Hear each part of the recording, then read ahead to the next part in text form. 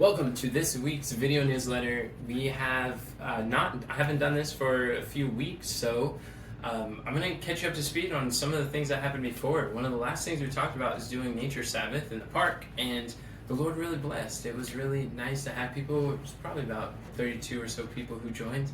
We had several new people, some who haven't been around for a while, and we structured it where there was lots of singing, songs. There's a few testimonies. We had 3 people share their testimony. We had a guest speaker over at Pioneer Park. It was really nice, and I talked about nature and the object lessons that we have in nature while we're out there in the trees and the grass and the rocks, and it was very helpful to be able to see people coming together. There was one person, Elias invited his friend Ian. They lived together, and Ian came down from Spokane. He wants to have a new life, and he came, he enjoyed the service, and he was looking to find a church that he could fit in, and I invited him to come over to his remnants, and he said he would. So the next day, last Sabbath, he came over from, or not the next day, but the next Sabbath, he came over to church with Jacob, who is Elias's brother, and we haven't seen Jacob for quite a while, since December,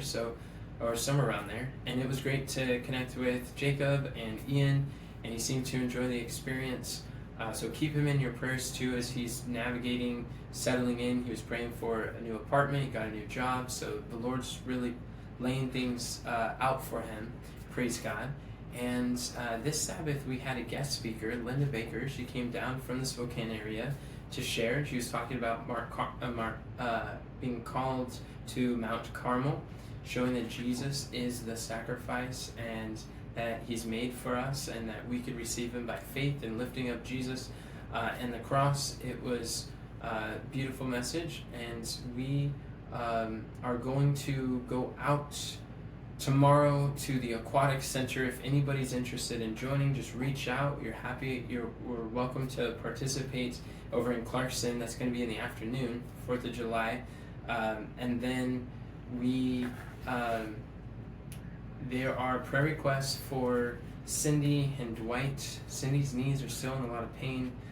She was telling me this week she was able to get out and going, and it really lifted her spirits, and it's encouraging. Keep her in prayer with her knees. Also be with her husband, Dwight. He's having a hard time holding anything down, and he's in bed, and he could really use some serious prayers. He's not able to hold down food or even some like charcoal. Maybe they thought it was food poisoning, so they tried to give him charcoal. It didn't really work, or he wasn't able to hold it down.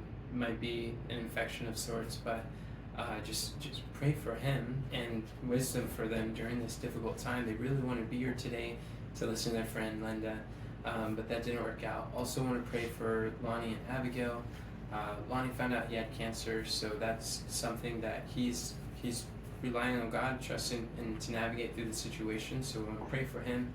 Igor's family was on their way to a camp meeting, and while they were driving, one of their tires blew out. And while you're driving on the freeway and your tire blows out, you can lose control very quickly. So they actually rolled their vehicle, and I saw the photos yesterday, and it was a crushed vehicle. And two of the children got Mercy Flight over to a bigger hospital, and some of the other ones went to local hospitals. It was a very scary situation, and for a few days one of the children was in the hospital, and so we just want to pray for the recovery, for their family. They're all survived, and I also heard that Crystal was invited to go too, and she was going to go with them, but God saw fit to have her go to a different camp meeting, and God protected her through that process. So praise God for how he leads and how we can listen.